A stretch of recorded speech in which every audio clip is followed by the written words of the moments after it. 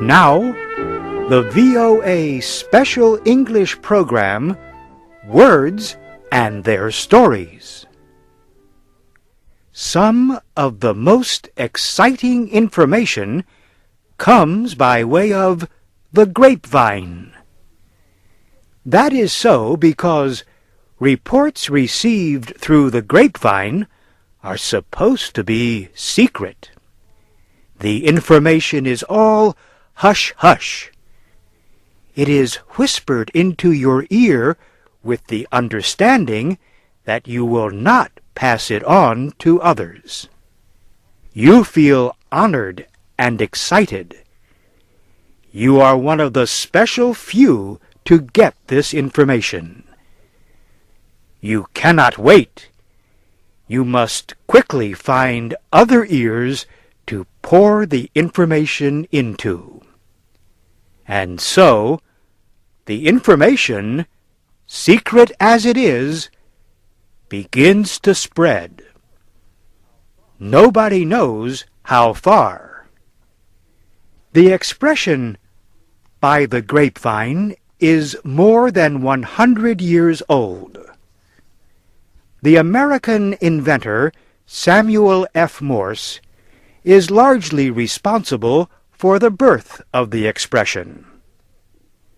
Among others, he experimented with the idea of telegraphy, sending messages over a wire by electricity.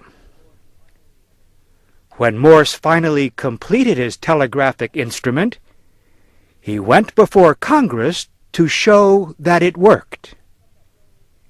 He sent a message over a wire from Washington to Baltimore. The message was, "What hath God wrought?" This was on May 24th, 1844. Quickly, companies began to build telegraph lines from one place to another. Men everywhere seemed to be putting up poles with strings of wire for carrying telegraphic messages.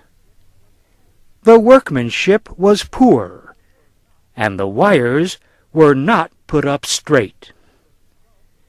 Some of the results looked strange. People said they looked like a grapevine. A large number of the telegraph lines were going in all directions, as crooked as the vines that grapes grow on. So was born the expression, "by the grapevine." Some writers believe that the phrase would soon have disappeared were it not for the American Civil War. Soon after the war began in 1861, military commanders started to send battlefield reports by telegraph. People began hearing the phrase, "by the grapevine," to describe false as well as true reports from the battlefield.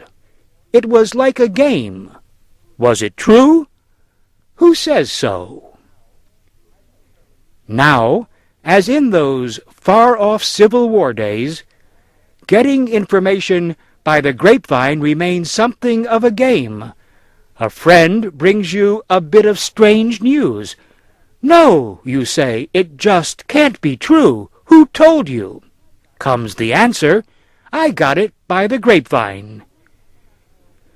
You really cannot know how much, if any, of the information that comes to you by the grapevine is true or false. Still, in the words of an old American saying, the person who keeps pulling the grapevine shakes down at least a few grapes. You have been listening to the VOA Special English program, Words and Their Stories. I'm Warren Shear.